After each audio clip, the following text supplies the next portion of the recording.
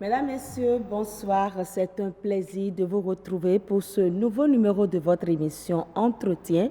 Comme vous le savez, l'abattage anarchique des cocotiers n'est plus possible en République du Bénin. Le gouvernement vient de sortir une décision qui interdit tout abattage de cocotiers sans autorisation préalable. C'est l'une des décisions issues du Conseil des ministres du mercredi 12 décembre 2018. L'objectif est de préserver la biodiversité et protéger ces espèces. Quelle est l'importance des cocotiers et pourquoi ne pas les abattre?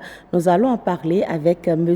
Mathias Tofi Dossou. Il est professeur à l'Université d'Abomey-Calavi, géographe et spécialiste en gestion de l'environnement. Professeur, bonsoir et merci d'avoir accepté notre invitation. Merci, madame. Dites-nous déjà, qu'est-ce qu'un cocotier et quelles sont ses caractéristiques? Le cocotier est une plante, comme toute autre plante. Oui. Le cocotier n'est pas de chez nous. Il est arrivé à un moment donné, tout comme le palmier, vous le savez très bien. Il n'est pas de chez nous, il vient d'où? L'origine réelle du cocotier est encore discutable. Mais on sait que cela vient de l'Océanie, enfin, des îles du Pacifique, etc. Et c'est arrivé chez nous. Donc, ce n'est pas encore très clair à ce niveau-là, l'origine. Mais on sait que depuis à peu près, Vasco de Gama, hein, les explorations de l'époque, hein, on savait que le cocotier existait. On savait que le cocotier existait. Était-il déjà chez nous? Bon, c'est pas prouvé encore. Voilà, ce n'est pas encore prouvé. Mais c'est une plante de la famille des palmiers. Une plante, elle a un tronc, des branches, etc. et des fruits qui sont utilisés. Enfin, l'arbre lui-même est utilisé à plusieurs fins. Tout comme le palmier, la grande famille à laquelle il appartient le cocotier, oui. Eh bien, le cocotier sert à beaucoup de choses. Presque tout sur le cocotier est utilisable. Permet de faire quelque chose. Tout. Tout. Des arbres, des feuilles jusqu'au tronc. Les racines même. Des racines même, etc. Et quel est l'intérêt alors de mettre en terre ce type de plante? Oui, ça a un intérêt bien connu. Vous voyez, très tôt, les gens ont commencé par exploiter le coco, l'amande de coco, l'amande elle-même de coco. Donc c'est très important pour fabriquer d'huile, etc. Vous savez, lorsque vous allez vers les régions occidentales de notre pays, les gens ne sont pas habitués à l'huile de palme ou à l'huile d'arachide, etc. Mais c'est l'huile de coco. Hein? Mes frères de Grand Popo, etc., c'est l'huile de coco. Donc très tôt, ça a été cultivé. On a vu son importance. L'autre aspect, c'est que la zone de prédilection, là où le cocotier se trouve à l'aise, c'est les milieux humides, chauds et sableux. C'est pour ça qu'on les retrouve le long de nos côtes. Merci. Donc, par exemple, quand on met le cocotier en terre sur d'autres espaces, est-ce que ça dit que ça ne va pas pousser? Si, ça pousse. Voilà, ça pousse. Ce n'est pas restrictif, ce n'est pas...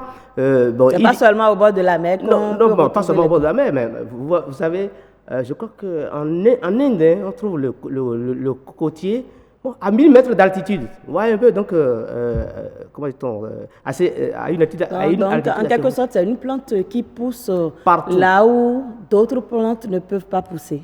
Là où d'autres plantes ne peuvent pas... Non, pas forcément. Pas forcément, non. Le cocotier pousse partout. Mais sa zone de prédilection, la zone qu'il aime le plus, c'est le bord de mer. Parce qu'il y a l'humidité, il y a la chaleur. Et il faut préciser, c'est dans la zone intertropicale. Dans la zone intertropicale où il fait chaud. Où les radiations solaires sont très percutantes et puis il fait très chaud. Donc voilà les conditions que le cocotier aime. Mais il peut pousser partout. Mais ces facteurs-là, si ils ne sont pas tous en place, ils peuvent impacter un peu le rendement du cocotier. C'est pourquoi, on ne peut pas le cultiver de façon commerciale, de façon industrielle dans certaines zones. Parce que par exemple, quand on prend le Bénin, par exemple, à part Cotonou, Grand Popo et consort, où est-ce qu'on peut encore... le cocotier peut pousser partout. Mais ça ne va pas donner le rendement qu'il faut. Bon, si vous voulez planter le cocotier comme plante d'ornement ou juste pour avoir quelques fruits, vous pouvez le cultiver même jusqu'au nord. Mais le rendement s'il faut en faire une plantation industrielle, commerciale, c'est pas rentable. Voilà. Oui. Et le cocotier, vous l'avez dit tout à l'heure, est utilisé dans plusieurs domaines, surtout ici au Bénin. Pourquoi ce penchant pour cette espèce? Je l'avais dit tout à l'heure. Le cocotier appartient à la famille des palmiers. Donc, tout ce qui est sur le cocotier est exploitable. Quels sont les domaines déjà de façon spécifique, pas de façon globale? Quand on prend par exemple les fruits, qu'est-ce qu'on peut en faire? Quand on prend les arbres, qu'est-ce qu'on peut en faire? Quand on prend même l'arbre, le cocotier lui-même, qu'est-ce que les gens en font? Voilà. J'irai un peu en arrière.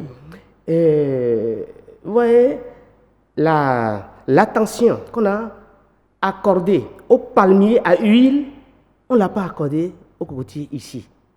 Vous savez un peu pourquoi? Non. C'est purement parce que la culture du cocotier ne gênait pas, ne concurrençait pas l'économie coloniale à l'époque. L'économie coloniale. Je crois que vous savez très bien que ça fait longtemps qu'on avait interdit l'abattage du palmier à huile pour produire notre fameux alcool sodabi local. Oui. Et l'huile rouge et tout. Etc. Sur le plan économique, quand même, c'est rentable. C'est rentable. Mais c'est surtout parce que ça concurrençait l'alcool importé, le gin, le rhum, etc. que très vite, on a le colon l'a interdit. C'est heureux aujourd'hui que nous constations que, on va interdire l'abattage du cocotier. Mieux vaut tard que jamais. Ça a été fait, c'est louable. Maintenant, comme je le demandais, dans quel domaine et quel domaine on peut utiliser le cocotier? Par exemple, les gens coupent les arbres pour en faire des charpentes tout au long de nos plages. On voit dans quel domaine le cocotier est beaucoup plus utilisé. Déjà, je parlais de l'huile du coco, très utilisée. Chez nous ici, c'est juste la consommation alimentaire, etc. Et dans une toute petite mesure, le cosmétique, etc. Mais la branche du cocotier peut servir à faire les palissades. Vous allez dans les milieux littoraux côtiers, mais la meilleure palissade ou bien le meilleur mur entre griffes, si vous voulez, mais c'est les branches du cocotier. Parce que là, même si vous avez de l'argent et que vous construisez en dur, comme on le dit ici, en béton de ciment armé, mais ça ne résiste pas à l'embrun marin. Donc c'est déjà au plan de l'habitation, au plan architectural, c'est une plante déjà adaptée à ce milieu où le sel est l'élément dominant. Voilà. Donc, à la plage, sur notre plage ici, là, où vous êtes très riche et vous construisez une maison en tuile, en fibrociment, ou vous êtes très pauvre, c'est les deux extrêmes, où vous êtes trop pauvre, très pauvre, et puis, vous utilisez les palissades, les branches de coco. C'est une plante déjà adaptée au milieu littoral. Le milieu, comme je disais tantôt, le milieu littoral est son milieu de prédilection. Et nous voici dans un milieu où le sol n'est pas approprié, n'est pas adapté à une agriculture classique, comme nous le faisons sur le plateau ou ailleurs. Oui. Donc, nos frères, les populations Khola, Kwela, etc., avec le cocotier qui pousse très bien dans leur milieu, eh bien, ils en ont pris conscience et l'ont développé. La richesse de tous ceux qui sont riverains, hein, du bord de mer, hein, c'est le cocotier. Ok. Allez-y, oui. C'est le cocotier. As-tu une cocoterie? C'est ce qu'on dit. Quand vous allez à Ouida, les gens bien sont ceux qui ont des kodji, hein, où on a planté des cocotiers, etc. Dans le cocotier ou bien la culture du coco, tout ça, ça permet de nourrir quand même assez de familles le long de nos côtes. Tout à fait, mais c'est rentable, c'est très rentable. Mais le coco produit 2 fois, je crois bien, c'est ça, 2 fois par an. Et quand on dit ça produit, c'est pas bon, 1 kilo de cela que vous vendez, mais c'est de l'argent. Hein, donc, quand vous avez une cocoterie, eh bien, c'est une fortune que vous avez. Et même quand on parle de cocotiers, quand on voit des plantations de cocotiers, c'est esthétique, ça donne une belle image, surtout sur nos côtes. Tout à fait. Bon, sur le plan, comment dit-on, ludique, sur le plan environnemental, etc., mais c'est très bien, ça fait beau. Ça fait beau. Et vous voyez, lorsque vous voyez une bande, hein, la bande de cocoterie sur nos plages, mais 1, ça fait joli. 2, sa position géographique, hein, en front de mer, hein, c'est quelque chose qui nous protège contre beaucoup de choses. Lesquelles, par exemple? Le vent. Ça, déjà sur le plan environnemental. Le vent. Le cocotier nous protège tout comme la mangrove. Bon, on n'a pas accordé la mangrove la même cela parce que bon, on pourra en reparler plus tard. Plus tard, oui. Mais le cocotier nous protège contre les tempêtes. Le cocotier protège le sol. C'est rien que du sable. Oui. Hein, du sable, donc mouvant, etc. Hein, le vent simplement peut, par déflation, hein, mettre en mouvement le sable, le déplacer, un peu comme dans le désert où on note un mouvement. Des tempêtes de sable et autres. Etc. Donc, le système racinaire du cocotier est tel que cela consolide, hein, la partie où ce système, où le cocotier se trouve. Donc ça renforce, hein, ça consolide, hein, l'arbre là où il se trouve. Donc ça protège contre l'érosion. L'érosion côtière. Ça protège contre l'érosion côtière. Donc c'est bon, on ne dit que ça là, mais vous avez déjà parlé de l'usage quotidien dans notre vie quotidienne, hein, du cocotier. Déjà, de façon très primaire, les branches servent, hein, de murs, entre griffes, hein, etc. Les troncs servent de pieux ou de charpente pour les maisons. Et puis dites-vous, comment dit-on, enfin, si on peut l'appeler, je ne sais pas, hein, le madrier du cocotier, mais ça résiste, 1, à la putréfaction, 2, à l'attaque par les insectes. Moi, je me rappelle, mes parents ont construit des maisons au village avec des branches de cocotier. Mais jusqu'à présent, ça résiste toujours, c'est toujours debout. Tout à fait. Donc, sur tous les plans, le cocotier est important. Et est-ce que maintenant, là, on a parlé des caractéristiques du cocotier, surtout sur le plan environnemental, ça protège l'environnement et tout. Et dès qu'on commence par détruire ces cocotiers, quel est l'impact ou bien quelles sont les conséquences sur l'environnement? Oui, d'abord, l'environnement, en principe, n'était pas à détruire. Hein, n'était pas à détruire. Donc, mais on a besoin des choses dans l'environnement pour survivre. Pour vivre. Oui, c'est ce qui amène l'homme à utiliser de façon anarchique ou bien comme cela ne doit pas se faire les ressources naturelles que nous avons. Très bien, vous avez dit de façon anarchique. Oui, c'est cet esprit que nous devrions avoir depuis la base, hein, pour savoir que, attention, c'est une denrée périssable. C'est une denrée qui peut disparaître d'ici à là. Hein? Et depuis longtemps, on aurait pris des... C'est très bien, c'est arrivé maintenant là. hein, qu'on interdise l'abattage, enfin désordonné si vous voulez, hein, du cocotier. Mais on aurait pu le faire plus longtemps. Hein, c'est parce que nous vivons déjà la situation dangereuse et qu'on a commencé par dire, tiens, si on ne prend pas des mesures tout de suite, eh bien, demain va être mauvais pour la génération future. Non, mais c'est parce que je veux dire, le Béninois dit, bon, le cocotier, c'est une plante qui pousse rapidement, il y en a à foison, donc on peut l'utiliser comme on veut. C'est ce qui peut-être nous a amené à cette situation où petit à petit, ça a commencé par disparaître. Oui, bon, nous ne sommes pas proactifs, il faut dire. De façon générale, bon, c'est pas le Bénin seulement, c'est presque tous les pays sous-développés. Hein, on n'est pas proactifs. On ne va pas loin. Oui, voilà, nous roulons en côte. Hein, on ne roule pas en phare. Hein, voilà, donc, c'est maintenant qu'on constate, lorsque le danger est déjà là, à la porte, qu'on constate que, attention, il faut faire ci, il faut faire ça. C'est souvent une attitude de sapeur-pompier, quoi. Hein? Bon, mais c'est très bien qu'une telle décision ait été prise maintenant. Hein? C'est louable.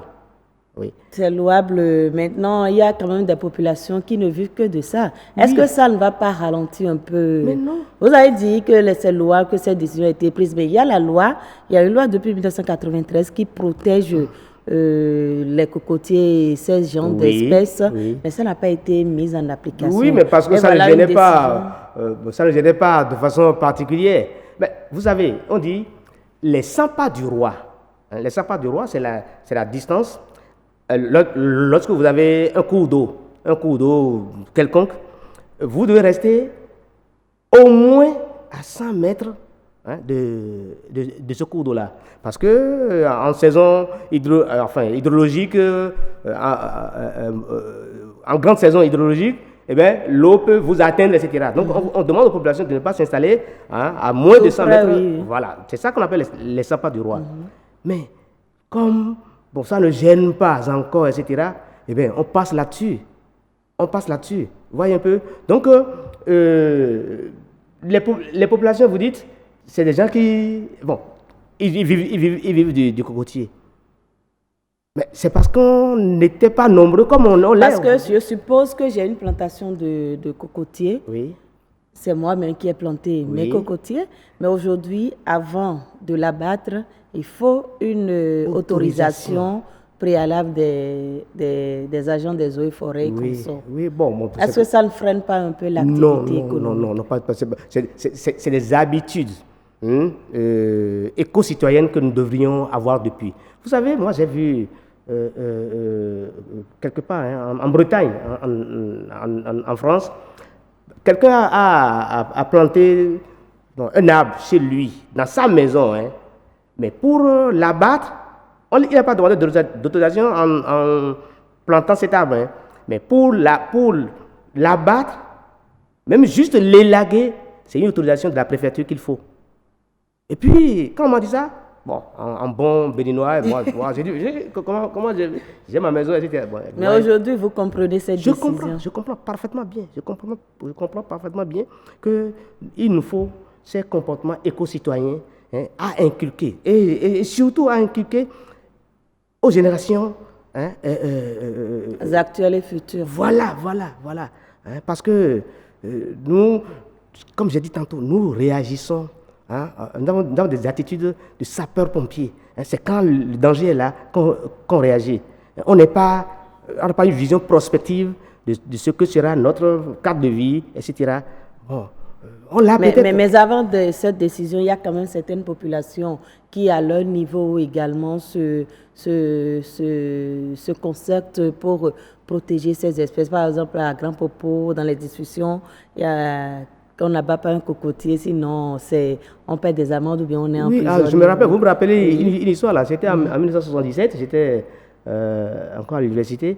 Je suis allé voir un cousin à la gendarmerie de Grand Popo. Oui. Et puis, le type il a volé un coco. Il a volé un coco. Et mon cousin me dit, lui, il risque 1 an de prison. J'ai dit, mais quoi, un coco? C'est après que j'ai dit, mais oui, le coco à Grand Popo est-ce que, je ne sais pas quelle autre denrée, l'exemple d'une autre denrée qu'on peut donner ailleurs, sur le plateau ou ailleurs, hein, ça dépend de la valeur de la chose à l'instant et pour les populations de l'époque. Voilà. 1 an de prison pour une noix de coco. Donc, si on abat un cocotier en entier, alors là, la peine sera un peu dure. Plus lourde, je suppose. Bon, on me l'a dit. Bon, je ne sais pas, je n'ai pas vu les tests qui avaient dit ça, etc. Mais bon, c'est pour vous dire que c'est parce que ça a une importance pour la population. Hein? Tel qu'on dira, bon, il a une grande palmeraie. Eh bien, c'est comme ça pour le type popo.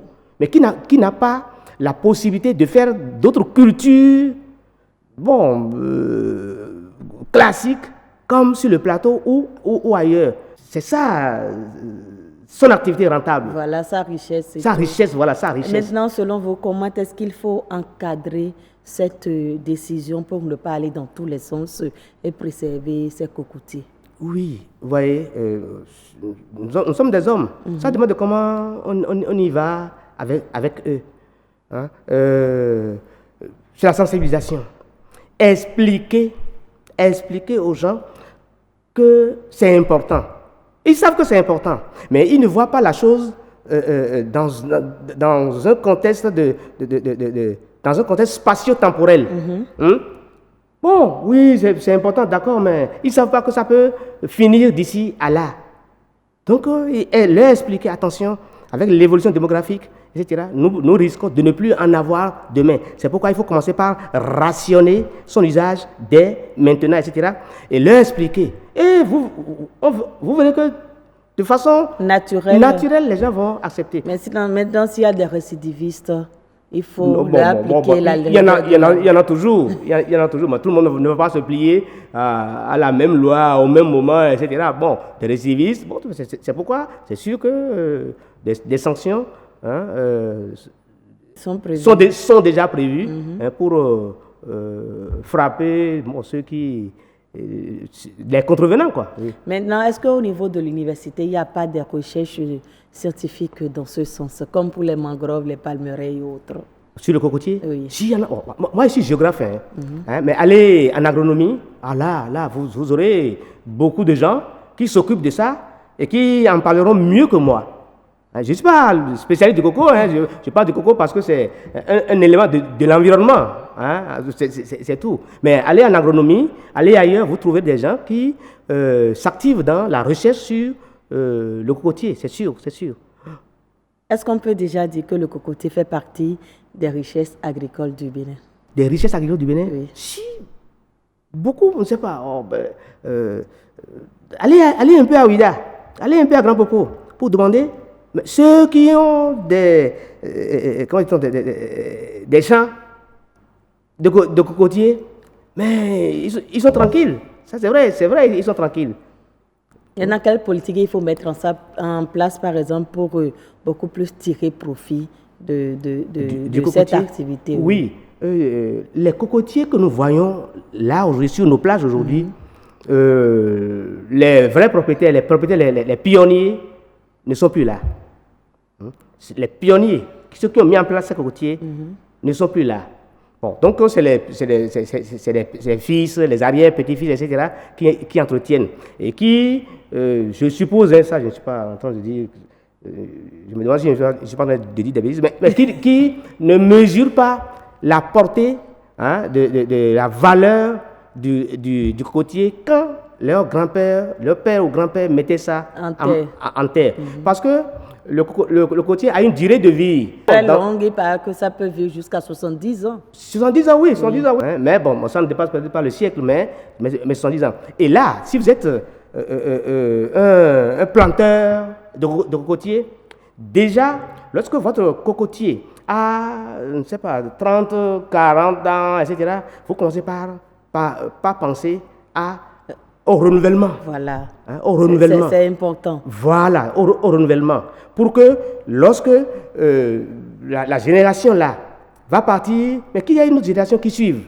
Assurer la relève. Assurer la relève. C'est pourquoi je disais tout à l'heure que les vrais propriétaires, enfin les premiers propriétaires, ce ne sont pas eux qui sont là aujourd'hui. Bon, donc les autres, c'est des héritiers qui utilisent la cocoterie, etc. Bon, donc qui n'en mesurent peut-être, hein, je dis peut-être pas la valeur.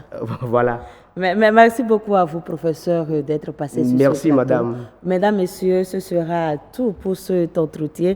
Eh bien, nous avons parlé du cocotier, de cette décision qui interdit désormais l'abattage des cocotiers en République du Bénin sans autorisation préalable. Nous avons reçu M. Mathias Tofi Dossou. Il est professeur à l'université d'Abomey-Calavi, géographe et spécialiste en gestion de l'environnement. Vous l'avez compris, le cocotier a une grande valeur. C'est un arbre plutôt à multiples usages.